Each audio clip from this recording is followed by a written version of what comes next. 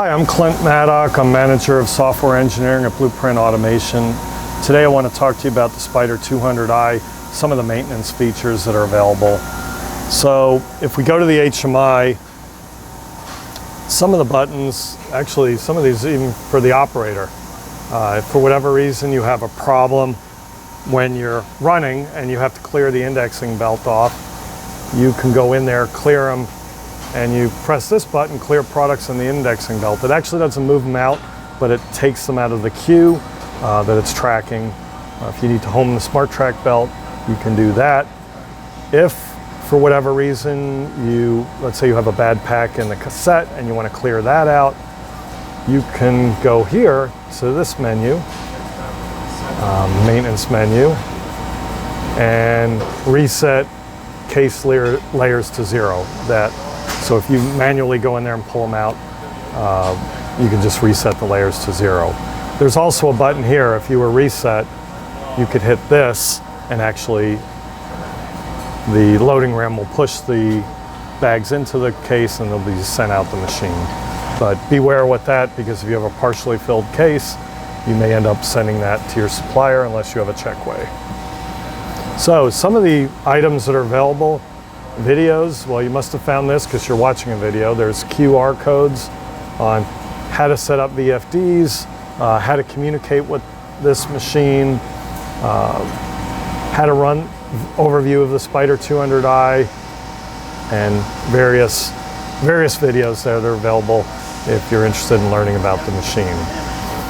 Coming back to the maintenance menu, this is actually the menu. If I go to maintenance menu, there's several items.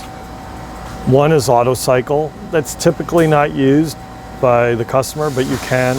If you want to run the machine with no products on them, without running products and without picking cases, let's say you replace something and you want to just see the machine run, you can, if you reset the machine and start auto cycle, it'll start running.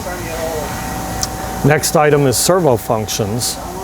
So if you wanted to like reset a smart track, reset the cassette wall, go in the loading ram, jog it, if you want to jog, if you want to home it, these features are available.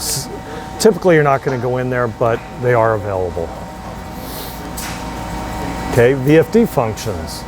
If you want to look at your diagnostics for, say, your Excel conveyor, you can see if there's a fault on it.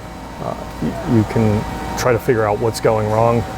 It'll give you a code. You could either look that up or call BluePrint and we can help you solve it.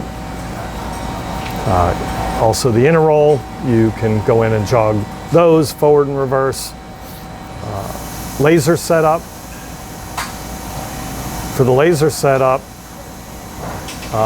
the stack height. So the KD, if for some reason you're not able to pick your KD stack correctly, you may want to recalibrate your laser sensors.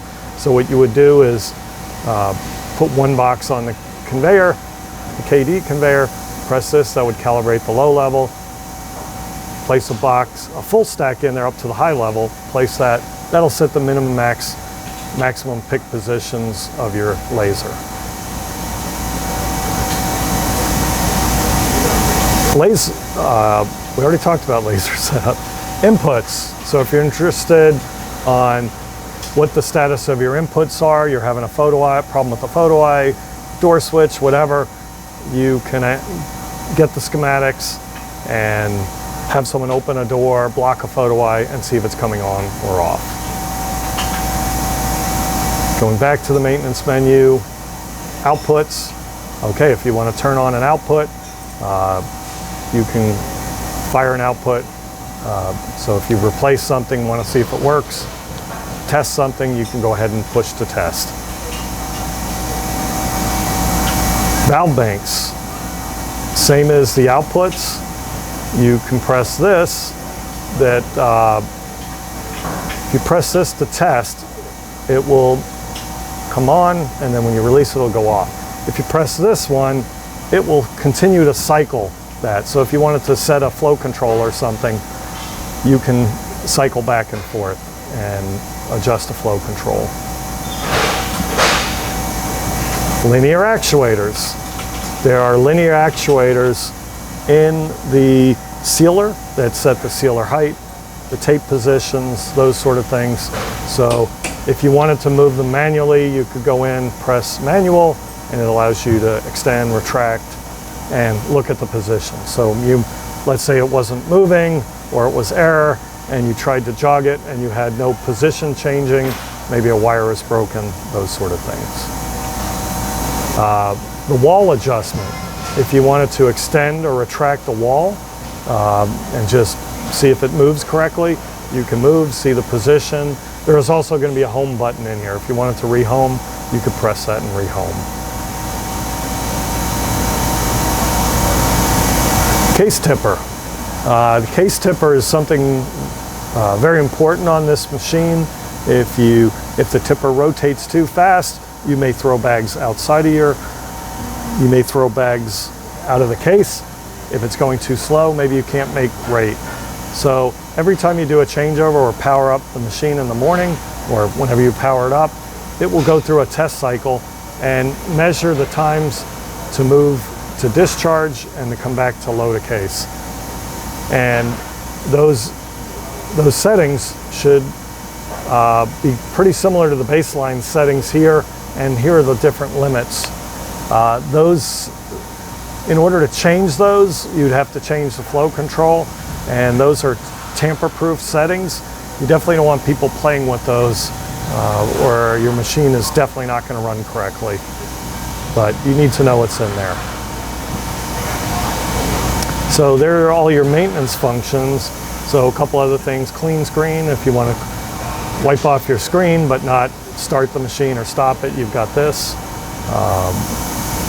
Product recipes, and if you don't want to press up here, you can press here. Robot control.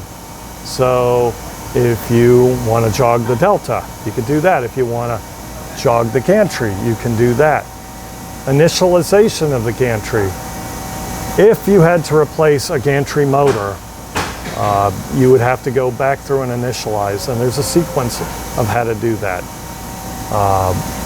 So basically you release the brakes, press all the robots up to the hard stops, and then initialize. Initial homing.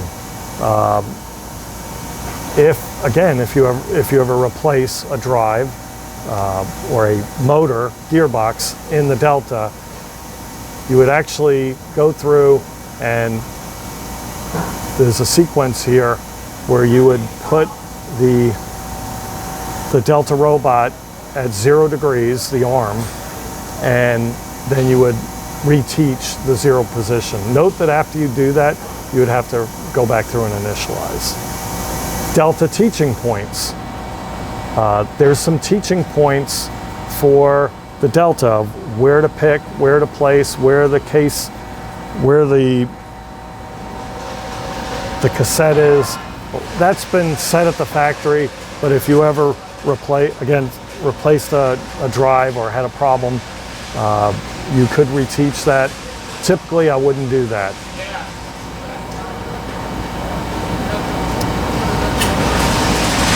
There's also, for gantry, you can actually go through, kind of skip this, you can teach gantry positions, where the reference wall is, those sort of things.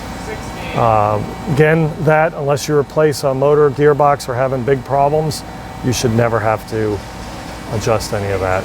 Gantry workspace overview. Built into the gantry is some crash protection. Tries to prevent the gantry from bumping into things. And this is, you typically don't use the screen unless you call BluePrint, but it's there.